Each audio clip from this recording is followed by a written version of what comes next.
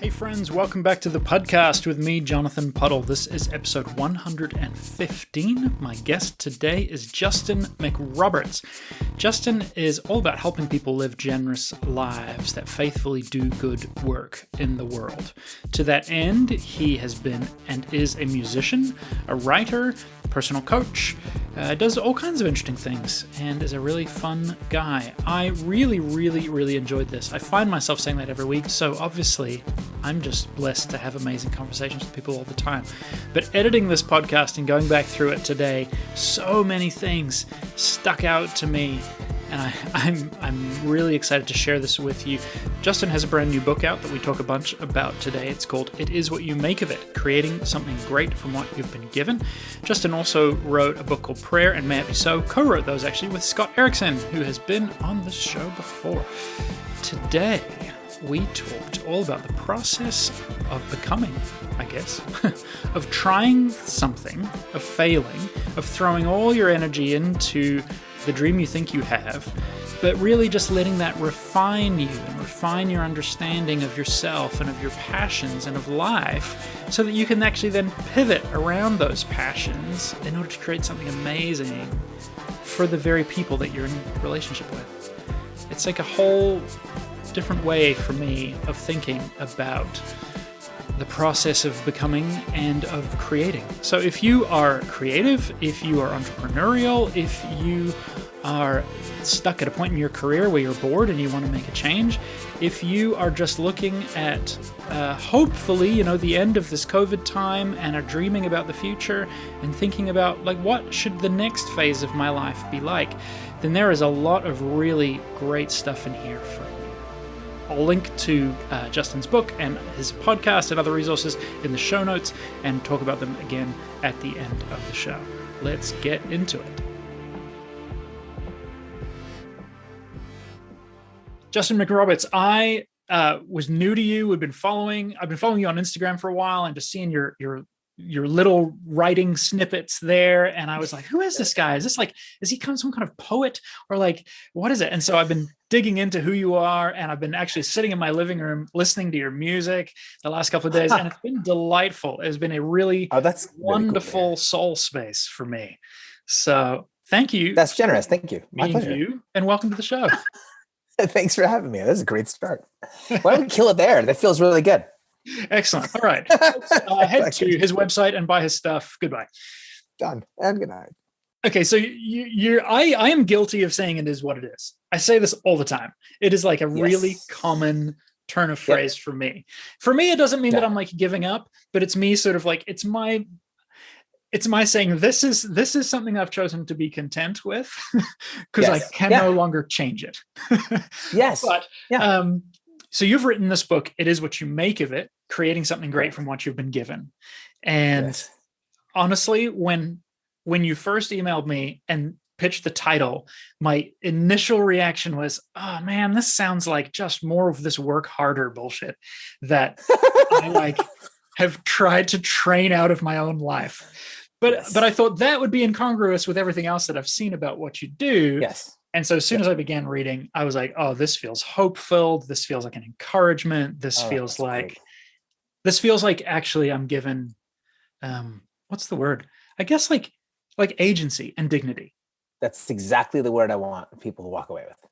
So talk to me about it. Why'd you write it? Where'd it come from? Well, you hit a bit of a nuanced thing. For some folks, they will come. I'm assuming they'll come to the book for the same reason they would come to, and these are not rips because I like these people a lot. The same reason they'll come to like a John Acuff book or a Gary Vaynerchuk book or a Seth Godin book. They're all doing something similar to some degree as well. But like folks, including myself, I go to those folks because I go to Seth Godin or Gary Vaynerchuk or John Acuff because I'm looking at my life and thinking there's stuff I want to be doing. There's more. There's a sense of more, and I want to learn how to. I want to learn how to work better. That's why I show up there. It's like there's work that I want to do in my life. I want to be better at that. And I love that impulse in people is that whole like you got like work harder bullshit. Like I like the idea of working harder, kind of, but I want to do something with this a little bit like we have a slightly mutual friend and by slightly mutual, I mean, we're not really friends, but in Andy, who said, to try softer. Like her thing is like, let's take this and tweak this a little bit. You're not wrong about this approach. There's a little bit of a twist here.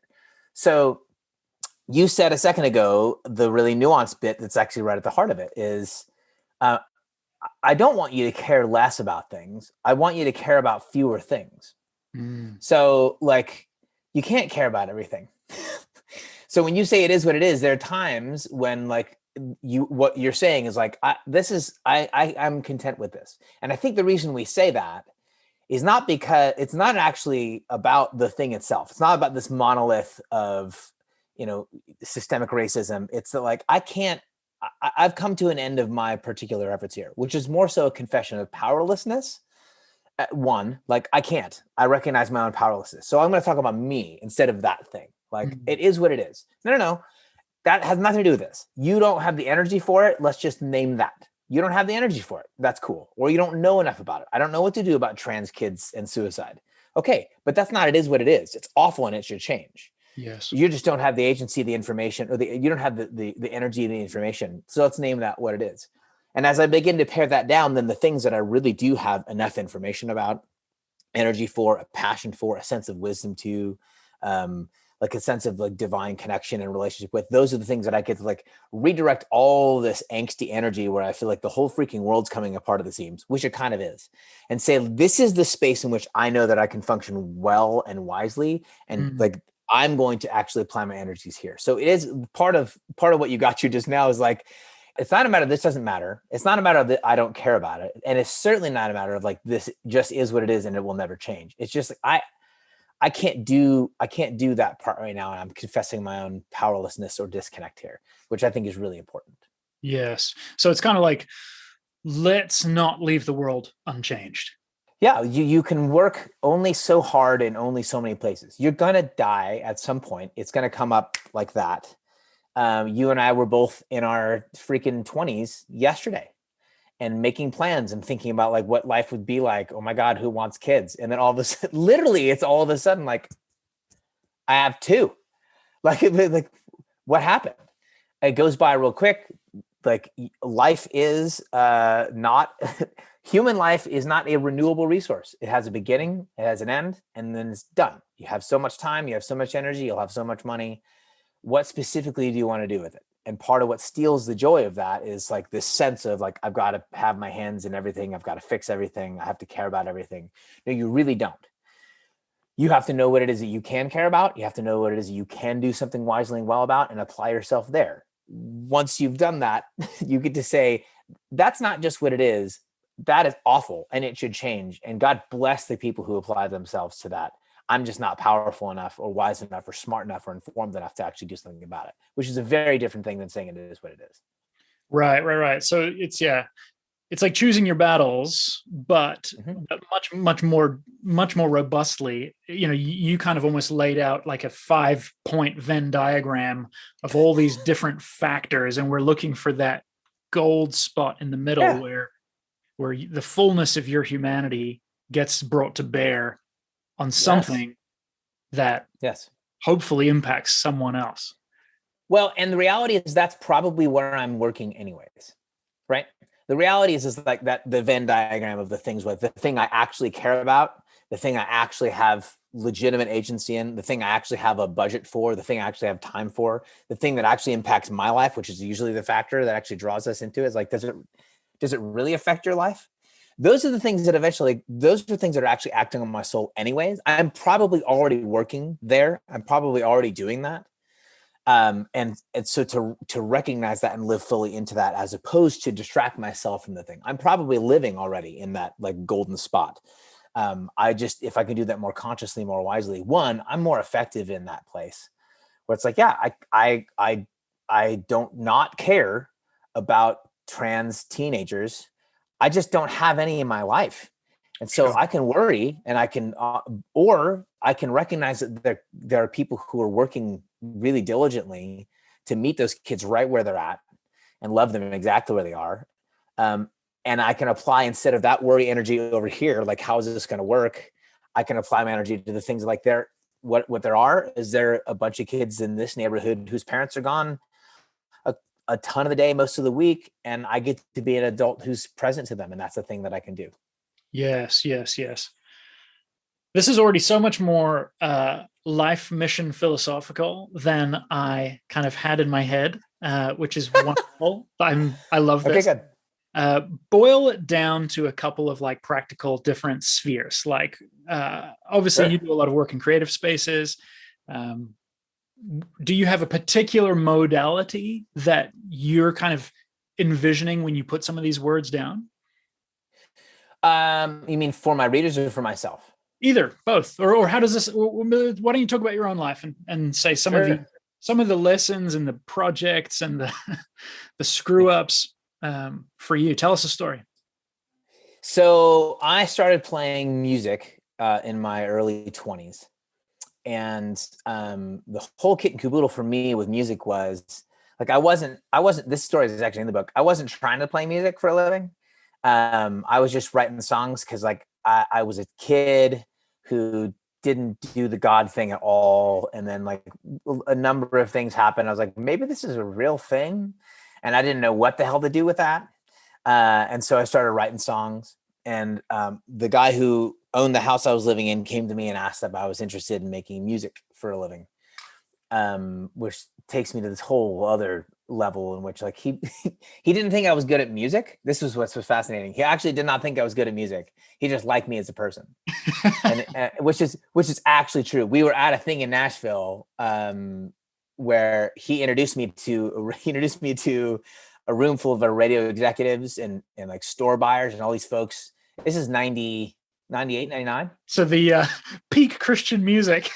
Bro, it was blowing up. We thought like everyone, it was like, I didn't even, there's a layer to this. I didn't even know it existed. Like people like the Christian music marketplace. I'm like, you guys have your own? Like, why would you do that? That's so weird. And then I was in it. And boy, did we. And that didn't go that well. So, so anyways, I'm at this thing in Nashville, Tennessee, and I walk onto the stage behind Frank Tate with 5 Minute Walk Records, and he gets on the microphone. I'm standing behind him holding my guitar, and he goes, he said, so this is Justin McRoberts, and he's the artist we'll be focusing on this year, which is like, that's the normal intro. Everyone does that. But then like they talk up their artist. They're like, this is Audio Adrenaline. Audio Adrenaline was like massive Christian rock thing at the time. They played that morning, like 2 sets before me.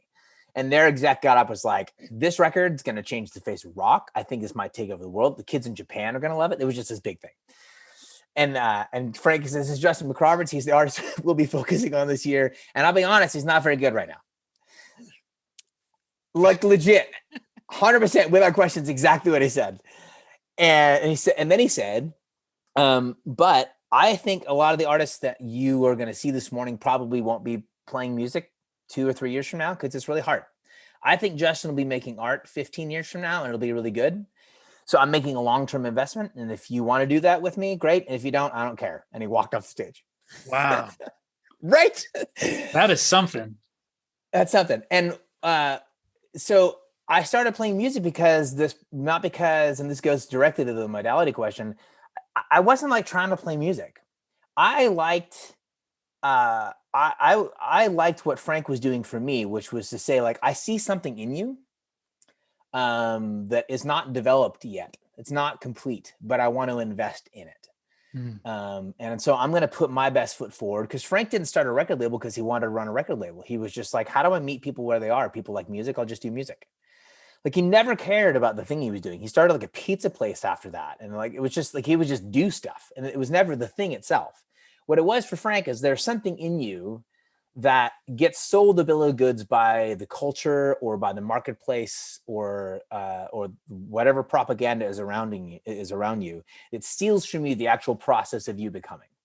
So I wanted to do that with people. I want to do that for people. It's like, oh, how do I get into your psychology somewhere where I can start tapping into that thing in you that is like the most glorious and happiest and deepest expression of who you are as a person. And if I can write songs to get there, great. And then when the songs thing started to kind of peter out, it was more about stories.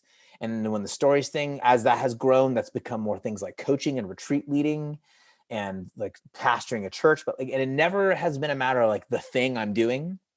like I'll take that tool and I love that. I liked pastoring church. I love writing books. I still like music ish. But mostly I like getting into people's psychologies and tapping on that root and saying, I think this might actually be the best version of you. How do we get this out of here? Mm. I have experienced that. I am blessed and thankful to a couple of years ago be at something I didn't think I realized that I was at a career, an intersection point. I didn't quite realize it, but other people did. And I had traveled abroad to see a friend who, his life was falling apart. And a couple of other people said, so what are you doing right now? And I said, well, blah, blah, blah. And one of the guys said, I think that you are like a living room pastor. I think that's really the best version of who you are. So go and figure out how to monetize or whatever in order to feed your family. But like, you should be having one-on-one conversations with people. Yes. That's what you should be doing. That's good. And that I tried all kinds of ways to figure out how to make that work. Most of them didn't work. But here we are 3-4 years later, and that's exactly who I am and what I'm doing. Yes. You just said something that was really interesting to me, if I heard you correctly, that the thing that we do can sometimes block the process of becoming. 100%. Unpack that for me.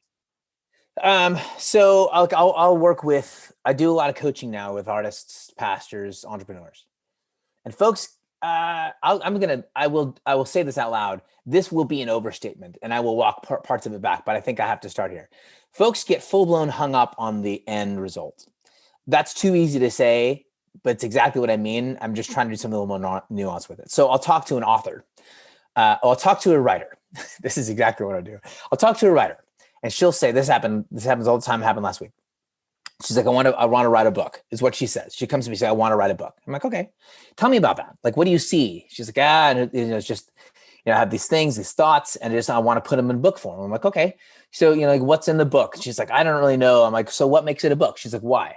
I said, why are you hung up on the book? She's like, because that's what writers do. I'm like, no, not necessarily. Like, do you write it all? She's like, yeah, I write. I'm like, where does it go? She said, "Oh no." I said, "Why are you hung up on the book?" She said, "Because I want to be a published writer. I want to be a published author." I was like, "Okay, interesting. So, do you write anywhere?" She said, "Yeah." And I knew this before I asked it. I said, "Do you write anywhere?" She said, "Yeah." I said, "Do you have a blog?" She said, "Yeah, but I also post to Facebook and Instagram." She's got a crap ton of followers. I was like, "Huh? How often are you posting?" 2 or 3 times a week. I'm like, "Okay." And you've got like 25,000 followers on Instagram. She said, "Yeah." I said, "Do you know the average book sells like 200 copies on Amazon? Like right about." So you have books that sell like 4 million copies, and then all the rest of them, and it averages out to like 200. Every single time you post something to Instagram, close to 10 to 15,000 people read it. So you are actually a published writer, and you need to get off this whole book thing, because you are actually the person you want to be right now. But the idea of this book is stealing that joy from you. That somehow you have to put a freaking book together to be a published author. Do you know how many people read books? Not that many people are reading books anymore. You know why? Because they're reading your freaking Instagram blog. That's why. Like, they are already reading you. So, and this is what I mean. Like, and this happens in perpetuity. And the thing that you just talked about with regards to pastoring, boy, don't you and I both know it with regards to like, what's it look like to shepherd people in the faith? They're like 2 or 3 like sanctioned stamped models institutionally. Like, it looks like this, it looks like this, and it looks like this. And also, if you want to do a dinner church thing, that's fine. You know what I mean? But like, what's it actually look like to shepherd people? That really should be like a completely open field without borders, and people are doing it all the time. But the idea of a church or being a pastor steals the joy from what you actually are in the relationship to people around you. It happens all the time. Wow. That's like, yes, that is clarifying so many things I've experienced and observed in my own life, for sure. And I suspect, yeah, okay, I could riff on this all day, but I'm going to not, because already my brain is like spinning off. But that is so intriguing. Well, maybe we'll stay here just for a minute, because sure, even I think in COVID, I felt like there's this major gift in the midst of this horrific, painful, traumatic experience of like, hold on. I've spent the last 10 years doing something I don't think I want to be doing. And suddenly I've had a big enough kick to decide maybe now's the time to change. Yes. Yes, please. Yes, please. Do you think, like, I don't know, the optimistic part of me says we're headed for a better world because of all the human beings who suddenly woke up to their own humanity Yes. in the midst of the death of COVID. Yes. Yes. Yes. Yes. And this is where it's a little. I'm a little nervous in saying some of these things because there is a correctness in the posture of saying, like, I don't want to overspeak about COVID and the cost of COVID, Really? whether that's human lives or businesses or what have you. I don't want to minimize it, be like, oh, God works all good things out for people, etc. I'm not trying to do that. But at the same time, it's a big old but at the same time, if you are someone, and this is why I'm really glad the book is coming out now. If you are someone who has had that sense of upset, that unrooted sense, that, like, I've been working all this time at this thing, it was taken out of my hands. I've had no control over it for 8 months to a year. I don't know how to rebuild it the way it was. I'm not sure what the hell I'm going to do. And there's part of me that doesn't actually want that back. There's part of me that's like I miss this thing, but there's a lot about it that I don't miss. If you're actually in that place, my push is, like, now is actually the time to not play it safe. Now is actually the time to, like, literally now. And this is one of those, like it's like I've got the scrolling numbers behind my act now, call now, and you get this Ginsu knife. But now is actually not the time. If we're reading the culture correctly, if we're reading the moment correctly, now is not the time to play it safe, to hunker down and to make sure you've got all your security in line before you take your risks. Because if we've learned something together culturally, is, like, there is no safe. Mm. Like, this thing you thought you built that was sure was ripped the freak out of your hands in a moment. Everything I knew I was going to do to make money in 2010, in 2020, 2010, I'm that old now. In 2020, like, everything I knew I was going to make money on that year, within 5 days, I had every single dime of money, like, taken right off my calendar in 5 days. I watched it happen, like, at the very tail end of March, where all these folks are trying to hold on, going to do this conference, going to do a retreat, and the thing gone.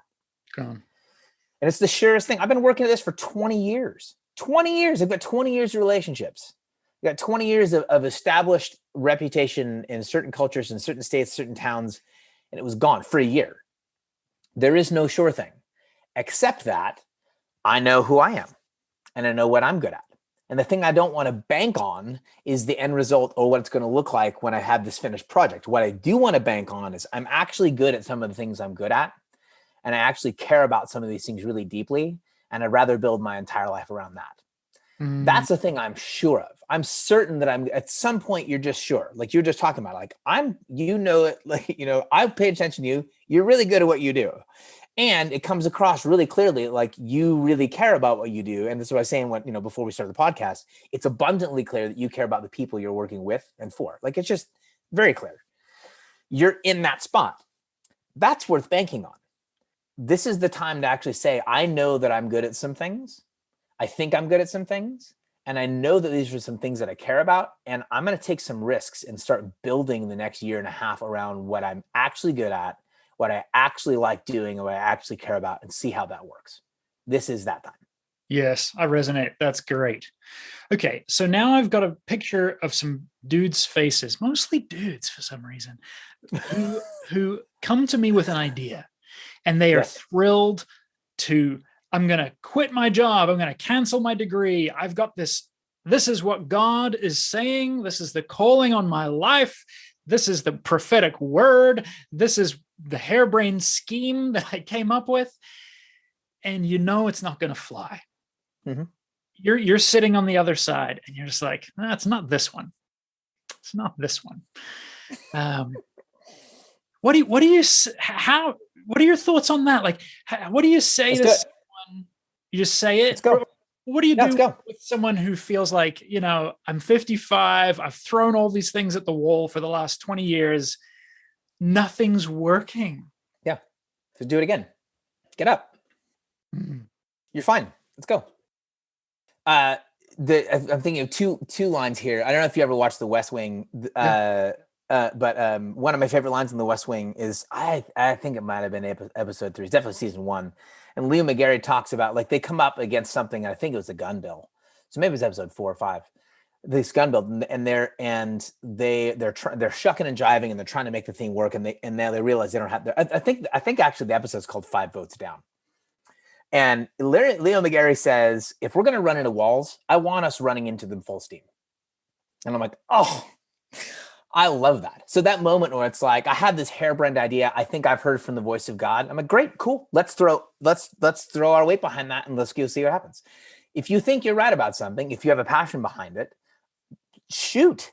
Just hold your expectations loosely for how that's going to play out. I'm not saying don't do it. I'm not saying don't do it with all your heart. Do it. And when it doesn't work, because it never works the first time, it almost never works exactly at 100%. But when it doesn't work perfectly well, two things end up happening. And there's another story I'll get to in a second. Two things end up happening. One is I actually find my own limitations, my own shape. I figure out like, oh, this doesn't work, and I know it doesn't work. And I'm not confused. Like, well, if I would have tried harder, I could have made it work. No, you knew you tried your hardest and that it didn't work. So now you're done with that one. Mm. And that's part of what McGarry was getting after, is like, if we're going to fail, we're going to fail actually trying. But then the other part of it is, we end up missing in ways that are like beautiful and wonderful. And we discover, because part of the actual work of art is like, you are probably wrong about the thing you are actually wanting to do, but the vision of what you think you're supposed to do will take you in the direction in which you get to discover the thing you're actually better at. So if I don't actually sell out on this thing that's leading me this direction, and theology works this way, exactly the same way. It's like, of course you don't know what the hell God is like, but if you don't chase God the way you think God actually works, then you won't find out how freaking wrong you are, and you'll never actually have the gracious moment in which you be like, have the revelation of like, I thought that this was this way, and clearly it's not. Like, you never get there unless you chase the thing you think. So my thing is always like, okay, yes, you want to do that? You have some resources, you got some time, let's go. And when we find out that we're not at 100%, maybe we're at 30%, cool. Then 30% is way the hell more than we had when we got started. So let's start again at 30. Yes. I like that. Okay, so let's say I like that. What do you say to the person whose soul is now tired? You've taken a few solid hits. You've just said get up and go, but maybe it's like, okay, well, yes, not this hour, Justin. Correct. That's the next book, man. It's actually true. It's about Sabbath keeping and rest. And part of what I get into in this book a little bit has to do with rhythm, has to do with self-care, has to do with the relationship between rest and work.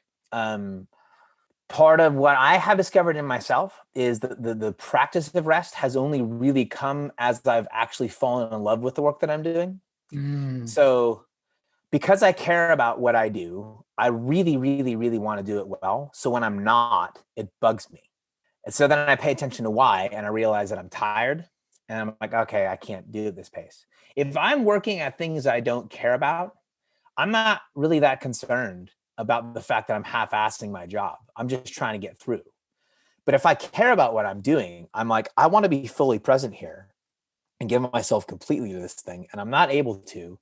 So I should probably develop better patterns so that I give a better version of myself to this space. Mm-hmm. So rest becomes an actual thing that I want because I care about my work.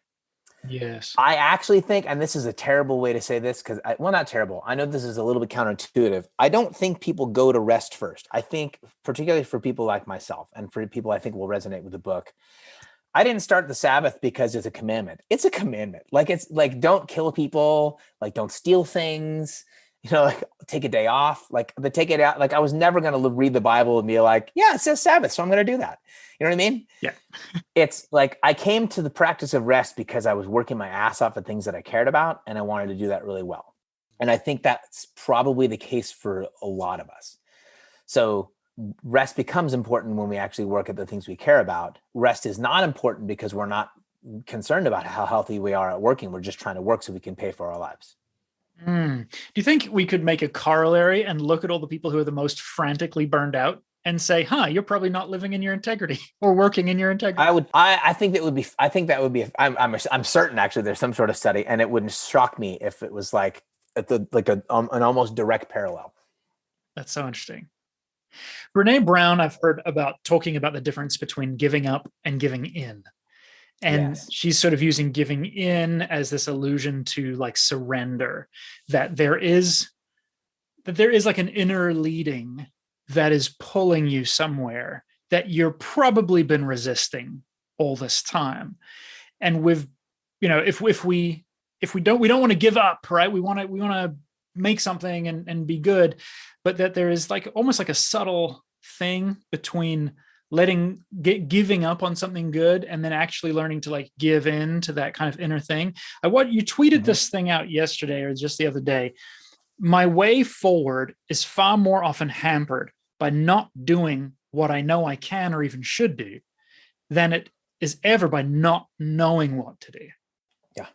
Where does that lie with you in terms of kind of like, I don't know, the mysterious flame that leads us on and desire and not knowing what to do and not like all that kind of. Yeah, I don't know that I think that and this is where like my father's pragmatism really plays into my life spiritually, is like, I don't think that the flame is that mysterious. I just think it's unexamined. I think it's untapped. I think there's enough.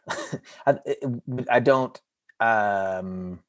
apply myself to it. Like I don't get all the way. I half-ass it. I mean, this is Lewis's whole thing, right? About like, you get satisfied with making mud pies because you don't know what it would be like to take a vacation at the sea.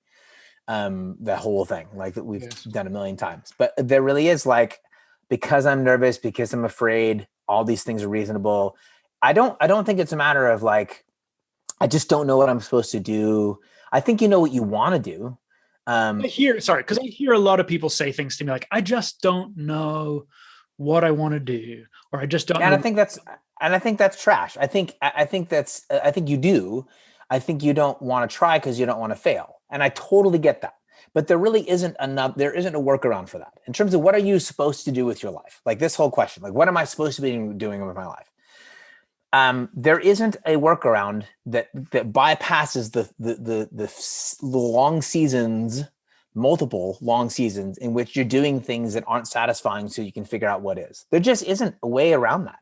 Like that is the bog you have to travel through with Sam and Frodo in order to get where you're going. Like you have to do that. You have to read all of the Two Towers before anyone lets you read Return of the King. It's exactly like this book is so long. But that's exactly it. Like you have, like that is the bug. I have to, and it goes, to all that real simple, sometimes hallmarky, cheesy art stuff. Like you have to make bad art in order to make good art. You have to live life poorly in order to live life well. You absolutely have to. You have to get things wrong. You have to work through disillusionment. You have to work through disappointment and not avoid it. You actually have to go there, all the way there, and put your best foot forward, dig all the way in, get neck deep into a thing and figure out like, I actually hate it here. Okay, cool. Then now we got somewhere to go. So like it's never, almost ever, that like I don't know what it is I'm supposed to do. It's, enough about what it is that you want to do. And you should just bank on that. And then we'll get to the whole supposed to later on. That's really good. We'll take a quick break from Justin's brilliance so that I can thank my patrons. Huge shout out to Kimmy, Mark, Melanie, and Marcia, who are all brand new patrons who've come on in the last couple of weeks. Thank you very much for joining the team. Thank you to everybody who shares the show, who chips in, who gives one-time gifts, who encourages me. I've begun wading back into a little bit of social, just dipping my toes, really. And it's just nice to check my inboxes and find such lovely messages from people. So if you are the kind of person who has ever sent me a lovely message, or even just thought lovely thoughts in my direction, I would like to say thank you. Thank you, thank you, thank you. I certainly appreciate being thought of and prayed for. Somebody gave me a lovely kind of prophetic word the other day. So, hey, I'll take it. Thank you, friends, for being here with me on this journey. So honored to share it all with you. If you would like to support me in any way, you can go to jonathanpuddle.com/support, and there you'll find a link to Patreon for those who want to give monthly or annually, as well as an option to give a one-time gift if that is more your thing. Thanks for being here. We'll get back to the show. I had a guy years back. I was a technology director, and I had a guy working for me who was kind of leading training on this new software product. And I went away for a couple of weeks and I left him in charge of completing this particular rollout. And I knew he didn't quite have it in him yet to do it well.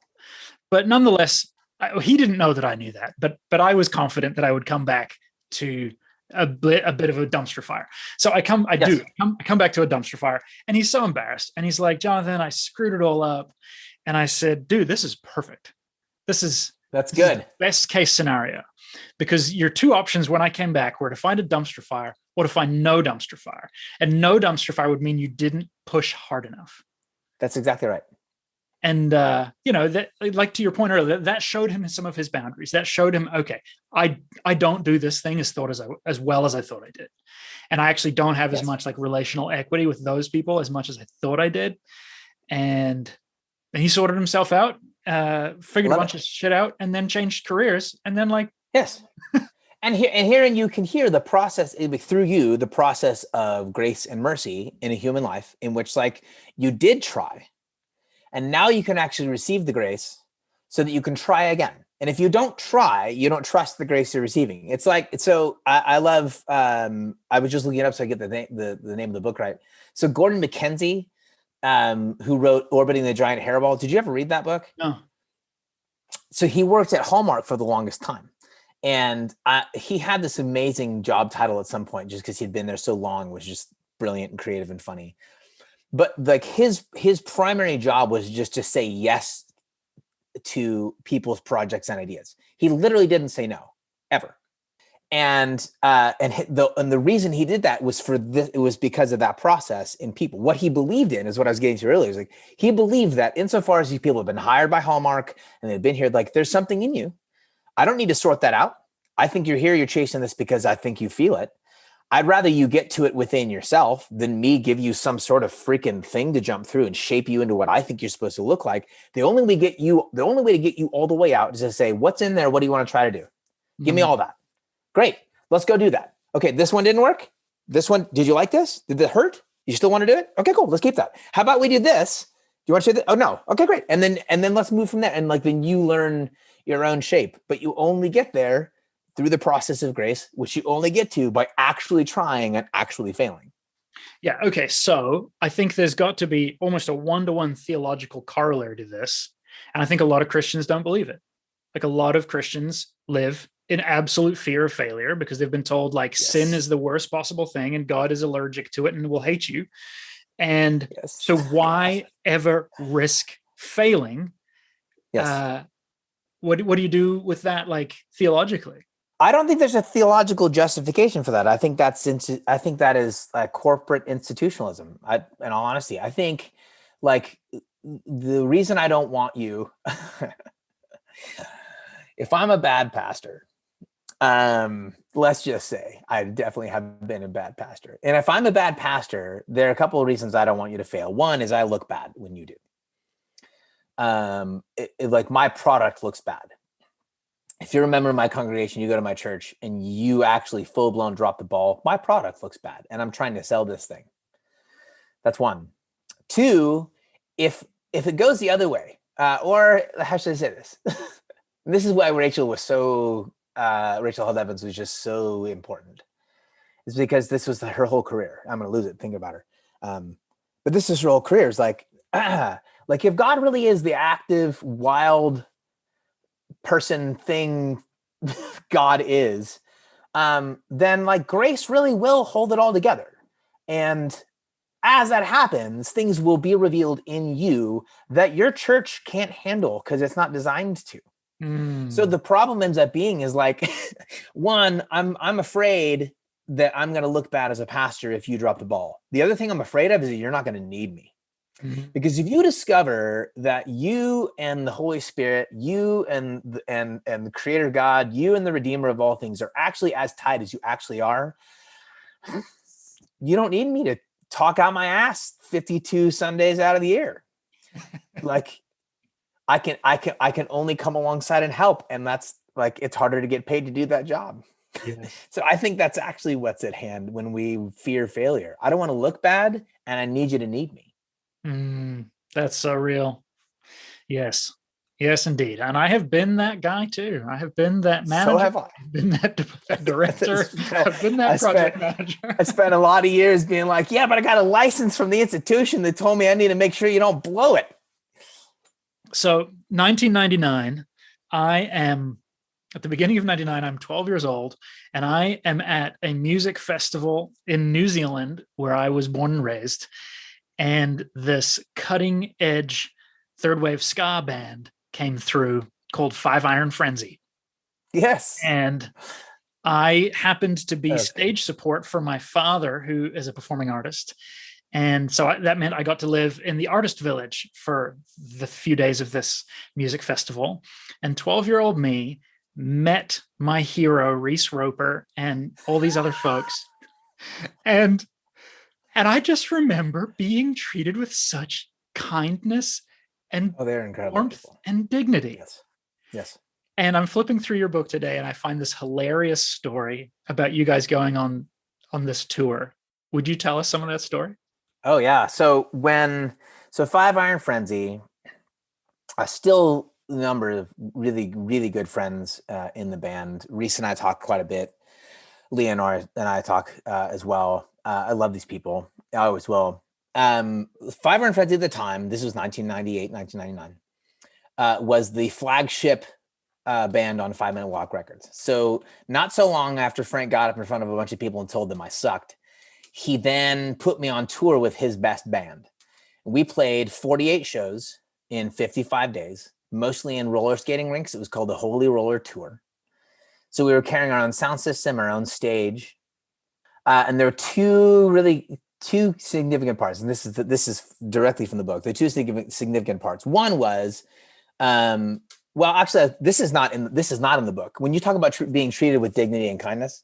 So back in the day when bands used to tour like that, and this happened to me, like when I went on tours with other people, we would hand people, and I'll just give you a number so that people understand like how this actually worked. We would end up forking over to go on a tour with another artist, like $30,000 to be on that tour. And somehow I had to make back $30,000 over the course of a tour to make it worth it for me. And like, Five Iron Frenzy paid me out of their budget every night. Every night, they made sure that I left ahead. Wow. Who does that? Like they were completely and foundationally different as a group. They were a grace and a gift at the time. So I'm out, I'm on the road. I know it's ridiculous that I'm getting paid. I know that. I was working for Young Life before this and I wasn't getting paid. So we're carrying our own stage and we're carrying our own sound system, which means the setup is ridiculous. So we would arrive at like 1:30 or 2 in the afternoon, 2.5 hours of setup with the stage and the sound, which is a ton. And then we would strike it so that they could group skate in the skating rink with the kids who came before. And then we would rewire the stage, play the show, tear down. And then every single night, the band would hang out on the floor. And I'd never seen this. They would hang out on the floor until the last kid was gone. So we would leave really late and really tired. And then night after night after night after night for 48 shows. I was confounded at the energy they had for the people that were there. Like, that's just a ton. So show 48, we're on the way to the last show. We're driving to Dayton, Ohio. And a car pulls up next to us and they're screaming at us. And I'm thinking like, it's like, they think it's the band. It turns out that the trailer that we had on the back of the van we were in had lost a wheel, not a tire. The wheel was gone. And there was like this big, like shooting spark thing as we were like dragging like metal along the highway for like 4 miles. They were trying to catch us. So we're on the side of the highway with a busted trailer. The cops show up to help, like, hey, what's going on? And like, oh, we'll get you a tow truck. Hey, meanwhile, would you mind if we let our dog sniff around your van. We're like, we're fine. I don't care. The dog loses its mind. And so now we are one after the other being filed out into the police car, being asked, like, are we running drugs between Ohio, between Kentucky and Ohio? I'm like, I think there probably are people. I actually know there are, but like, I'm not one of them. So like, and the reason they're asking if we're running drugs is because the dog freaked out. They couldn't find any drugs because there were no drugs. No one was smoking pot. No one was doing a thing. But our tour manager, because of our schedule, like I said, 48 shows after, in 55 days, didn't have all the time to go to the bank. And almost every kid who showed up, 1,100 kids per night, was paying in cash. And he had a suitcase, a duffel bag with like $40,000 in it. And the cop was like, why? Who's carrying $40,000? So now we're on the side of the road, and one of the cops shows up. His daughter was a Five Iron Frenzy fan. He's like, I know the band. So now we get it. Now, and this only Five Iron has this. So now the cop, the police tow truck shows up. They load out there. We're going 90 miles an hour up the road. And the real dilemma is this is like the last show. It's supposed to be like we're going to be barely on time. And the setup, like I said, normally takes like 2.5, 3 hours plus. We get to the venue like an hour or so before the show is supposed to start. And there's a line of kids waiting for the band to show up, but they're not waiting there to like just greet the band. They're waiting there to help, and they're like to help load in gear, and they help, and they're just standing and they help set up. They get the stage set up. We start the show just a little bit late, and when they left, two things happened that blew my mind. One, they all left. They didn't hang around. They didn't ask for. They didn't like. And then because it was a pay at the door thing. No one got in for free. They didn't want to. It was all on the table. It's like, if you helped, like, thank you for being here. They're like, nope, we want to support the band. And they paid their $12 fee to get back in the building, which was just so mind-boggling to me, because that's not the way the world works. But that was, here you go, the culture that Five Iron had formed by being that way with people consistently night after night after night after night. And like, it reframed the way I wanted to do my life as an artist. Like, I want people to feel that way about me. Like when I when I eat it vocationally, I would like there to be a line of people that are like not standing where I'm supposed to be and be like, you're late, and no, I would love to have people around me like, hey, this is a rough season for you. How do we help you work through that? Yeah. So I love that. I love that story. I love that about them. You wrote right at the end of your book, the future of meaningful life together is going to be smaller and more interpersonal. Yes. That's what that story sounds like. That's a small story. It's 100% that. Yes. Yeah. And it's a small story, and it wasn't big news. Like, it wasn't one of those and it wasn't set up to be that way. It was just like that 15-minute conversation with that kid who doesn't have the courage, and the 15-minute conversation with that kid who hangs out to the very, very end at like 12:45 at night. And the reason she hangs out till 12:45 at night is because she's actually terrified of people and she doesn't like crowds, but she really, really, really wants to know what it's like to be Leonore and be a girl on the road with a bunch of guys. And so she just waits all freaking night. And instead of Leonore like not giving that girl her time, she knows that this is what the whole thing's about. So she gives her the 15 minutes, and that kind of like, this is like cheesy Christian stuff, but like that kind of like small seed of what you called kindness. Like, what if that shit actually works? like, what if that actually is the ball game and it actually does grow? What if that small thing really does amount to greater things than you can possibly imagine? What if that's actually true? What if it really is the mustard seed and not the megachurch? Yes. Come on. So good. Justin, where can people find out more about you? If you just search my name on the Google machine, it'll send you to all kinds of places. I spend a lot of time on Instagram. I do a Q&A every Monday.